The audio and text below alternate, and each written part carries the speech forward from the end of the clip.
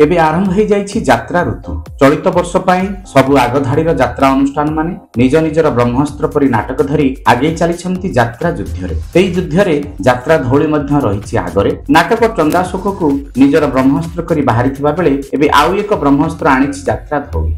महेश हजारंकर नाटक सबु अंक भूल हेई गला, जहार रचना करिसंती डॉक्टर दीपक जेना, संगीत रे अमृतांशु पटनायक, निर्देशन रे महेश हाजरा और सह निर्देशन रे आलोक कुमार परिड़ा अछंती। नाटकटी अंधविश्वास उपरे होई अछि बोली नाटकर निर्देशक कहिसंती। नमस्कार, जय जगन्नाथ। मु निर्देशक महेश हाजरा।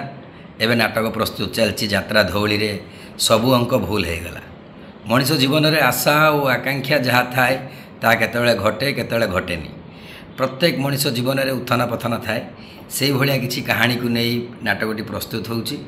नाटकटी खूब सुंदर भाव सजाई डॉक्टर दीपक जेना। तांको लेखा को आम कलाकार मानक माध्यम मु आपण मानक पाखरे पहुँचेबा को चेष्टा करिछि। आशा और भरोसा आपण माने विगत दिन मानक भलिया एथिरे भी नाटकटी को भल पाइबा देबे, आमको आउ किछि नुआ करिवार आशा और खोराक जोगेबे। आशा और विश्वास यह जे नाटकटी आपण मानू खूब भल लगिबो एवं मनोरंजन खोराक जोगेब। ए नाटक रे गोटे विशेषत्व अच्छी। सबुठु बड़ कथा होउची ए नाटक भितर जोटा कि आम अंधविश्वास को दूर करने को चेष्टा करिचु।